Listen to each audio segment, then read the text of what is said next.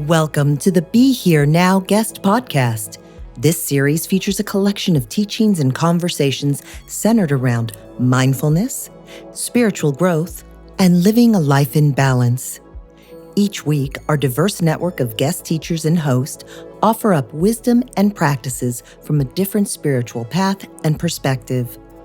If you would like to support this podcast, please visit BeHereNowNetwork.com/donate.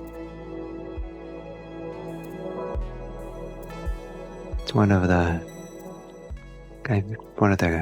great things that Spirit Rock does is this family retreat. It makes me very happy that it exists, and just the fact that our children and our families can have this experience, I think, is quite important. And also, I think it's really important for all of us and everyone, not just families and kids, parents, but the people who staff it, to take care of it all, to be nourished by the generosity and goodness of so many people, goodwill of so many people come together to make this happen. And very nourishing to me to have this happen. And to appreciate that this too is Buddhist practice. Part of my training in Buddhist monasteries came with a great appreciation that Buddhism is a training, first and foremost, not a meditation practice. And training means that we're learning how to bring ourselves to all aspects of our life, and that the work and the relationships we have with people and the responsibilities we have, these are really part of the training of how to find our balance, how to find our freedom, how to find our compassion. And it isn't like the real practice to discover those things is on the cushion meditating. And everything else is kind of like the unfortunate things we have to do to get to the cushion. I like to see it, if I have to see it in those terms, I like to see it the other way around. That meditation practice is the support for the real practice, which is off the cushion. And one of the great practices is in family with children. And I think it's one of the greatest forms of practice in Buddhism there can be. Though, if I have a PhD in Buddhism, right? So I've read a few books on Buddhism, a few of the ancient texts in Buddhism, and I can tell you that there's not a lot of instructions of how to do this training, Buddhist training, as parents. And I think it's one of the things that many of us are exploring and discovering here in the modern West. I think in the modern world, not just the West, but I think it's around the globe, people are interested in Buddhist practice. Buddhists, no matter where they are beginning to practice as lay people in a way that, in numbers and in quality and in sincerity, in a way that has been very rare in the history of Buddhism. It's people who had the time, the ability for meditation practice and really strong, intensive practice tended to be monastics and not lay people. And that's changed dramatically in the last, I would, certainly in the last 100 years, maybe in the last 60 years, that's a big change. And so all of you coming to Spirit Rock and a family retreat are in many big ways pioneers. So that in a few years, and 50 years, I don't know when, I'm sure after I've long gone, because I'm not going to figure this parent thing out. But we'll produce manuals. I don't know if manuals is the right word, but we'll produce treatises about family practice, and how it's all done, and be our contribution for this wonderful lineage of Buddhism in a way that, because we don't have the resources. We have teachings we can apply, but actually how it applies to parenting and family, it's a whole new thing. And in that way, you're pioneers. And if you feel occasionally challenged in your equanimity and your wisdom and your compassion, your love, and whatever, your peace, whatever it might be, and a challenge to figure out, how do I practice in this too? take refuge in that you're a pioneer. We're a generation of people who are kind of really discovering how to do this. And I don't feel like I know how to do it myself yet. I'm getting little glimmers. I should have had a lot of kids, just a lot more kids for two reasons. One, so that I can get a lot of practice. And the other is so that the younger kids could have gotten the benefit from what I learned from the older, parenting the older ones. Because a little bit pity, I learned all this stuff and then they grow up and where are those skills going to go? Anyway, so it's a great learning, but I feel like I'm very much still learning in the process. And then when I come to the family retreat, I feel, I'm asked to be the teacher for it, but I feel like I'm just, trying to find my way in parenting, just like you are. I came here first time I came about 10 years ago, I came as a parent, not as a teacher. And it was one of the most difficult retreats I ever did. That was coming with a 5-year-old and being a single parent here. I was exhausted. And it took me a year or two to figure out, mostly I figured out not to go to everything. The kids were off in a program. I went to my room. And, that's how I kind of regained my balance, because if I just kind of plugged into all the things I could, just follow the schedule, the parents do this and this and this, it didn't work for me. Maybe it works for some of you, but it was a challenge to be here. And then as my kids grew up, it became easier because I was older. They don't need so much. So anyway, I feel very much like I'm trying to discover how to do this with all of you. Equanimity is a really central state, quality, practice in Buddhism. Sometimes it's considered to be the penultimate or the crown jewel of Buddhism, even though many of us maybe don't relate to the word equanimity because it seems kind of indifferent or aloof or neutral, and we're afraid if someone's equanimous, they're not really there for us, like too indifferent. But it's really considered the crown jewel because it's so precious, it's so wonderful and so sublime, and when it's very, very strong. And that's one of the advantages of meditation practice, is that it's possible to crystallize these different qualities of heart and mind in a way that's there.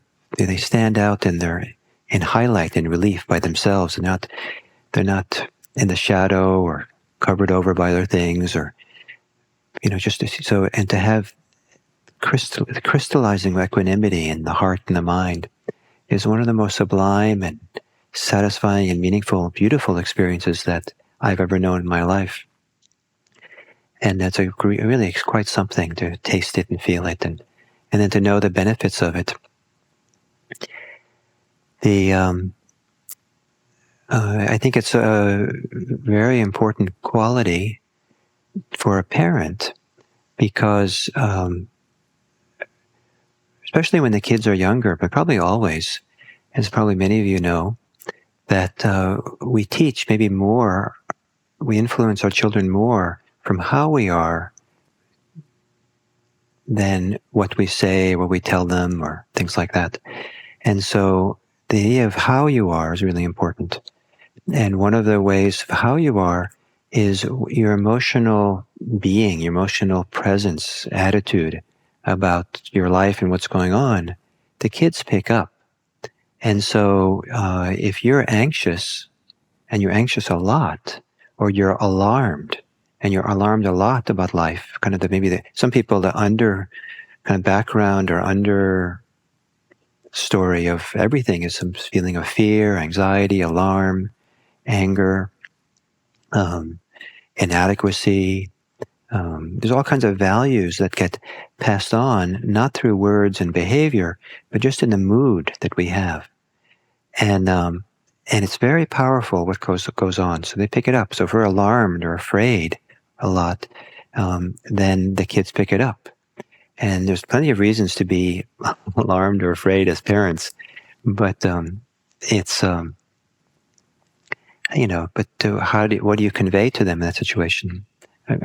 One of the great moments I had with a Buddhist monastic there was a very senior Buddhist monk here in America, senior teacher, years and 30 years, 40 years of practice, and a person I have a lot of respect for, his depth of his practice and all that. I went for a walk with him together with one of my sons when my son was, I don't know how old he was, 7 maybe or something, 8. And my son had a scooter. So the two of us were walking around the neighborhood where I live, and my son was scooting around in front of us, behind us, around us. We were talking. And then we came to a hill, and my son went zooming down the hill, and the poor monk lost his equanimity. He was so, like, that's dangerous. Like, oh no, And I'd been on the hill before with my son. Then there was danger, but I think it was, in all things considered, I thought it was more important to be accepting of my son's experimentation with life and gravity and slopes, and than it was to try to convey to him at that moment, that alarm and fear, and you kind of control him and everything, but just let him go and be free. And one of the stories that had a big impact on me that happened here at Spirit Rock was teaching someone about the influence we have on our children.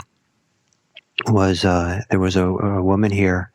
I was a teacher for her on a good number of retreats, long time practitioner, very mature practitioner in many ways.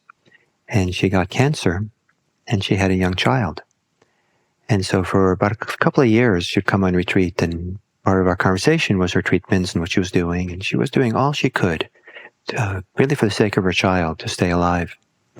And, looked for a while, what looked like was going well. And at some point, it became clear that the cancer was getting the upper hand, and she was going to die. And she was here on retreat, just meeting with her in one of the rooms over here. And she was really angry. And it's reasonable, I think I forget her son or daughter was about 11. So that's a pretty awful time for a parent to die, for a child. Maybe they're all awful. But she was really angry. And I suggested to her that how she died would have the biggest impact a huge impact for the rest of her child's life. And if she died angrily, that would teach her child something about life and death, and kind of something would be passed on that could easily go on for a long, long time about what the child's relationship to death is and being alive and all that. But if she could die peacefully, that would create a very different condition for her, for the child. And that it was up to her what kind of conditioning she wanted to present to her child. And that made a big impact on her. And I kind of didn't have much contact with her after that, but it seemed that turned her in a certain direction. And after she died, her husband contacted me, and to say that to describe her peaceful death and how she died peacefully in bed at home, and the child and the husband were there next to the bed. And when she had died, her last breath had passed. The child went up, got out, and went to the garden with the husband, father, and picked a flower from the garden and came back and put it on the mother's chest. And I kind of thought, I think maybe the right conditioning, right, for the child. If the mother was going to die, what do you teach? What do you pass on? So what does it take to be equanimous, be peaceful in that kind of situation? What do you do when it's so awful, it's so bad? And how do we rise to that occasion? So the conditioning, how we are, has big impact on our children. And this is a fundamental part of Buddhist teaching, that Buddhist practice and the maturity in Buddhist practice has a lot to do with the conditions we put in place. I think it's very easy to think that it's in the moment, like it's up to me to practice and do something and accomplish something, get concentrated or do something. And we certainly have a big responsibility in our practice, but part of the responsibility is to put the conditions in place that support the growth and development of all kinds of qualities. And so both we try to create the conditions for equanimity, and we see that equanimity itself is a condition that supports the growth of other qualities. The Buddhist tradition says that one of the benefits of equanimity is that it purifies loving kindness. Isn't that nice? So I think of it maybe like pure water. The water's muddy and gets all clear and pure, so that our loving kindness gets all clear and pure with the addition of equanimity. It also, the tradition says that in its mature form, I guess, there is no compassion without equanimity, and there's no equanimity without compassion. So this is really heart qualities. It's really part connected to something deep inside of us. In case some of you thought that equanimity is a kind of mental thing or mind thing. And so the qualities of balance, equanimity of balance, to kind of consider what are the things I need to do to be balanced, to find balance. And I think, because I talk to a lot of people in their practice, I think there's a lot of people who think that you're only supposed to find your balance by having a good practice, like a strong mindfulness. I have to be more mindful and just kind of apply myself and all that more. But and there's an undervaluing of conditions, creating the conditions. And an important thing is making behavioral choices, having priorities, and changing your life. If you can. If it's just you have a really hectic, busy life and running around doing too many things, and then you add to that, I'm going to be mindful so I can be calm. As if you can just get it all. It's not really healthy. And sometimes it's really important to look at the full range of what we're doing in our lives and make wise choices, set priorities. And sometimes behavioral choices are really important to help create the balance, being centered. And without some space and time and, leisure time or time off, or certain activities maybe are not conducive and helpful.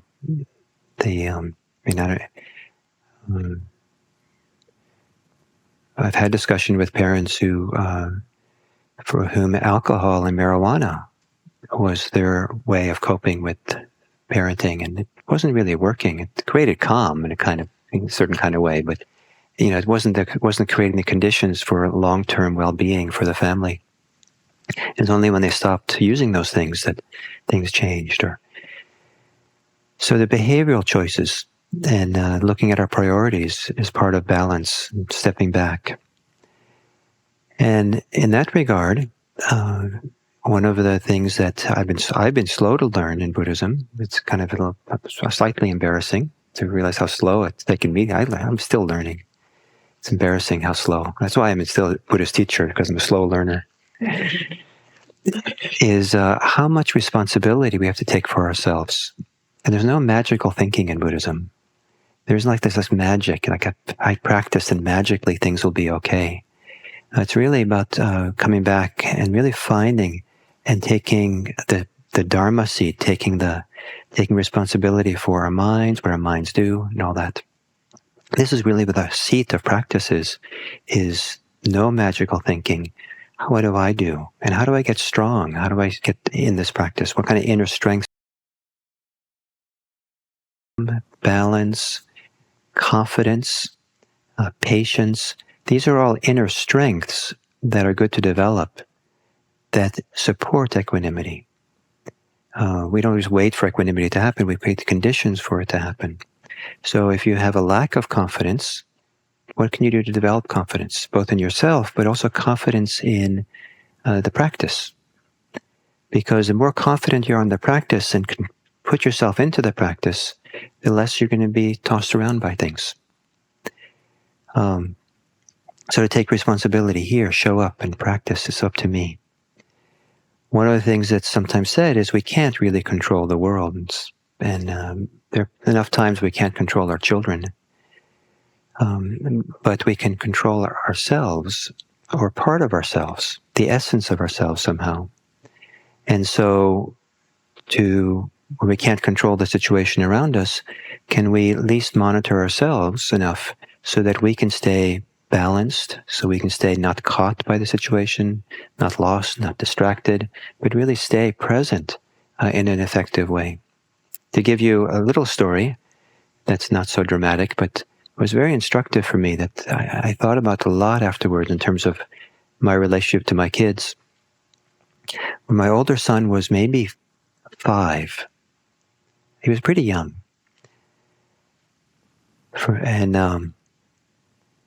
He came out of the bathroom one day dressed like a 1970s disco king.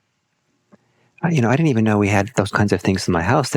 He had his hair slicked back, like with water, I guess.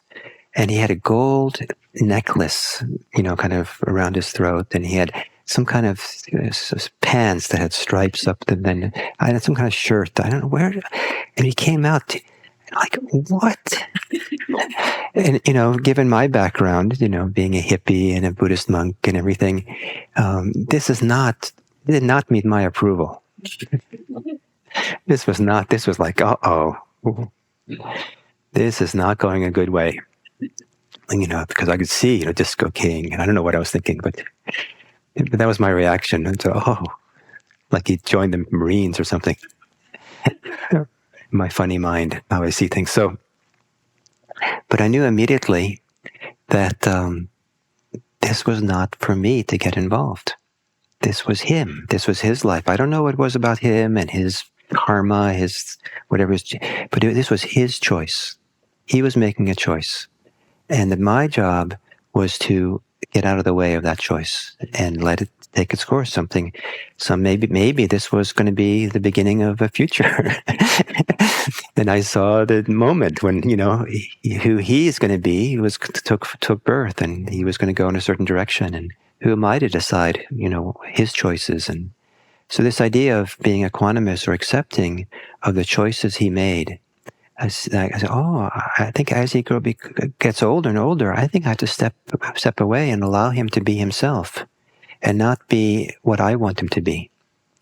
And so how do I hold that in a spacious heart? How do I allow for something like that? How do I allow my children to become something that I don't want, the kind of person that necessarily I don't really want them to be? And so that little disco king moment, it only lasted, a few hours in the end. There were, apparently there's no danger now. But that was very instructive for me, and I've continued to think about this as a lesson to learn. Where's the line of acceptance and allowing my children to make their own choices and go their own way, and when do I step in to guide it, correct for it, change it? It's not so easy to know, and it's not so always easy to know when and where. And so part of my equanimity that has been being equanimous with my mistakes, with not knowing, with not being sure. And one of the sources of equanimity for me has been the idea that I hope I give my children just enough wisdom, practice, sensibility, something, so that if I made mistakes in raising them, they have the ability to correct for it when they become an adult. And that helps me because I don't have to get it right. I'm not ultimate, they have to take responsibility. And perhaps it's true that, the other thing I've sometimes thought, I don't know if it's true, and I don't know if this is helpful for any of you, but it helps me, is the idea that you'll never get it right as a parent. It's not possible. The universe is not built that way. So all of us have had to deal with the legacy of our own life experiences and parenting and where we grew up and all the things we did. And we have to, at some point, become adults. And regardless of what our life circumstances are, we have to step into it and take responsibility for ourselves in it. And no matter how difficult it's been, how wonderful it's been, we have to take responsibility to find our ability to be at home, to be at peace, to not be reactive and fighting or chasing, and but to really be able to sit and find ourselves deeply at home in our hearts and here. And so for our children, for my children, I can't get it right for them. But at some point, they have to take that responsibility for themselves. And that helps me now, not to give up at all, but to engage in this process in a way where I have more equanimity. I do the best I can, and that hopefully helps. One of the most important forms of equanimity, or pieces of equanimity, has to do with what we'll talk about Saturday, the wisdom side of equanimity, the understanding side, is not to take things personally. And there's the word upekkha means overview, have to step back and have a kind of bird's eye view of the situation and look down and understand the bigger picture. And in that bigger picture, to not learn how not to take things personally.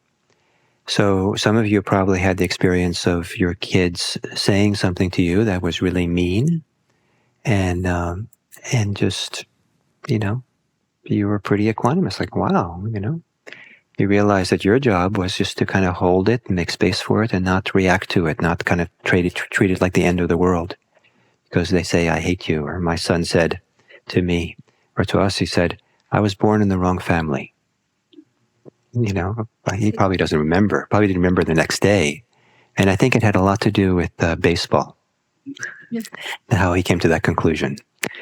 And so, it wasn't so lasting, but it was a kind of like, at the moment of hearing that, like, gee, I was about to catastrophize from that. Like, oh no. But I had enough wisdom to kind of step back and say, well, let's just make a lot of space for this. And if I react to this and make a big deal of it, it might become a big deal.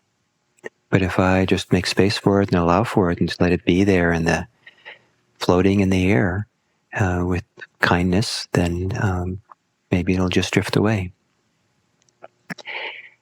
So probably all of you have some experience of that, of holding some statement with equanimity, and maybe sometimes you have experience of the opposite, not holding it that way. But learning how to take things not personally is really important. So as parents, you go in this, I'm probably some of you know the experience when the kids are really small, you go into the grocery store to go shopping, and somewhere halfway through that visit to the store, the kid is screaming in an uncontrollable way because they can't, you say, no, you cannot have that cake. They see that, whatever they want, you can't have it or something. And my son, we went, I remember going to the supermarket with him, and he just like wanted everything. Can I have that? Can I have that? Can I have that? I looked down at him and said, I think a wanting troll has entered you. Like you've been possessed by a wanting troll. I thought if I maybe depersonalize it for him, it would be helpful. And he looked at me like I was crazy. But he wanted. But then, then this thing they want, you say you can't have, and then have a temper tantrum in this grocery store. And you think everyone in the store is going to call protective services. Because the way his kid's screaming, it must be, people are wondering, what kind of parent are you? And so, how not to take it personally, right? How to make space. And, so people think that protective services should be called, that the kid's screaming in the store. You know better. You know that this is a temper tantrum. You know that what has to happen is, I don't know, whatever has to happen. There's so many ways that parents learn to take things not personally. That, probably also when the kids are really small, do you have experience when they're really small of not having time to take a shower? And I used to take a shower a lot, and I'd show up in public places having been clean, but then not caring, not having time for it because it was like so intense with our kids, or we had intense kids. And so how do we not take things personally, and how do we do that in a wise way? If you know someone if someone tells you that they're really stressed out and tired, or if you know your kid is really stressed out and tired and hungry, and you know that's a recipe for challenges, and so they start snapping at you and getting upset, you know it's not personal. It has a lot to do with their tiredness and the hunger. And so you try to hold it spaciously and feed them and give them a nap or do something. But, don't take it too personally that they snap at you and get angry in those circumstances. So sometimes we have the overview, we have understanding of the causes and conditions, that we can hold it more in a more relaxed way, an accepting way. And I think that's a very powerful lesson for the children, to see that we're being responsible and engaged and meet them, but without being caught by whatever drama they're bringing up.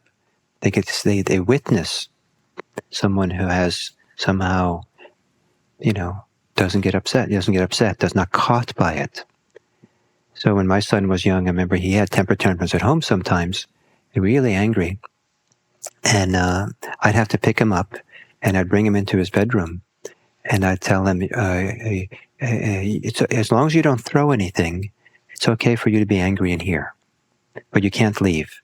And I'd make sure he wouldn't leave, because I would close his bedroom door and stay in the bedroom with him, but I'd sit down with my back against the door. So he wasn't going to get out. But I was going to stay present. I wasn't going to leave him and abandon him in his anger. I'm here with you, and I'm going to stay. You can be angry, but you can't throw anything. Because maybe there were other things I could have done that were wiser. That's all I knew how to do. And that was a way of staying kind and open and put the boundaries that I thought needed to be happen. So that, hoping that would teach him something. They're very different than if I slapped him or locked him in his room until he had it finished. I stayed with him, and that's something. So don't take it personally. Don't get caught. But one of the really fascinating things about Buddhist practice, one of the great things, it's a kind of a wonderful, sometimes quite amusing things about it all, is this idea that, yes, don't take it personally, but don't take yourself personally either. And for many people, that's where they get hooked, by taking them, so you get angry, you get upset, you have desires, you have all these thoughts like bubble up and all that. And but how do you treat yourself with equanimity? How do you treat yourself with the same open acceptance? How do you model for yourself that you're not caught by your inner life as it unfolds? I said that, we can't always control the situation, but we can always control ourselves. But sit down and meditate, and sometimes that's not clear that you can control yourself, because we have a lot of things bubble up, and feelings, emotions, thoughts that happen. But we have a responsibility to, or we have the ability to respond. We have that kind of capacity to, no matter what arises inside of us, to try to meet it, try to be with it in a way that is balanced, meet it in a way where we try to see it, we're present for it rather than caught in it. And one of the ways to do this, a very simple way, is to, whatever arises within, whatever's going on, be curious about it. What is this? Even ask the question, what is this? What's going on? And if you really ask, if you get behind this question, what is this? This curiosity, this interest, what is this? And look at it. Then to some degree you're not caught in it. And you change the inner ecology. And you're moving towards equanimity. You're moving towards balance. You're moving to not being caught. And if you can really bring strength to staying with, what is this? Let's observe this. Give strength to it. Develop strength, the ability to do it. Believe in it. Have confidence in it. What is this? What is this? What is it? Look. That's a protection from getting swept into it and caught in all the different things that go on inside. And take responsibility for your coming back to this. What is this? Being interested. Look, let's be present. And as you look more carefully, then you can start seeing, you don't have to see this inner life personally. The causes and conditions arise and pass. And you can intervene, you can let go, you can develop certain things, but you can also just see it as causes and conditions. And not take it personally. Not take it personally means you don't have to define yourself by it. You don't have to use it to come to conclusions about the kind of person you are. The great thing about Buddhist practice is the permission you have to be yourself without needing to be, without using it to define yourself, without using it to say, this is who I am, I have to be this way. You can just be. You can just be with all your thoughts and feelings and everything you are and not take it so personally. It's a great thing. We take responsibility for ourselves, but we don't take it personally. And then, as I said, I think maybe I said this here to everyone a few days ago, the great balance in Buddhism, I think, one wonderful attitude that I picked up, and maybe it's not said explicitly, is that the way Buddhism sees the individual, sees the person, is you can say with confidence that you yourself are the most important person in the world. But you're not that important. And those two together work really great. Those two, to tremendous respect and valuing of each individual as the most important person. You yourself, imagine that. That's where it begins. You're the most important person for yourself. But you're not that important. So don't take it so personally. So both value yourself and hold it lightly is the point. Value yourself and don't get caught in your dramas that goes on. And if you keep coming back, see if you can take that step back into yourself where you can take responsibility, even so you don't get caught in all the different chaos that can be going on inside of you. What is this? What's happening now? Come back and keep doing it, and see if that can be your strength where you take refuge rather than getting lost and swept up in what you get caught in. And the final word about equanimity is that basically what equanimity means is we're not getting agitated by the circumstances we find ourselves in. We don't start spinning out by the circumstances we get into. That's kind of ultimately what it means. And one of the most useful conditions that support equanimity is to be curious and interested about how you get agitated. So if you don't have to take it so personally, how you get agitated, how you get caught and everything, that helps. Then you can look at it more carefully. You can look at it more honestly. And as you understand it better and better, how it works, how agitation does its trick to how it tricks you and how it pulls you into its orbit, and then you can learn to be wiser about it and more equanimous. And then it's more realistic, the equanimity, because it's based on the understanding of how you get caught, as opposed to some idealism. I'm supposed to be equanimous, as if it's some abstract idea that pulls you away. So that's why coming back to this observing, looking, being mindful, being curious, that's a phenomenal condition and support for discovering your equanimity. So I hope that the theme that we have this week is valuable for you, supportive of you. And don't worry whatsoever if you lose your equanimity here at Spirit Rock. It's probably one of the best places to lose it because, we're all in it together. We're all here to support each other.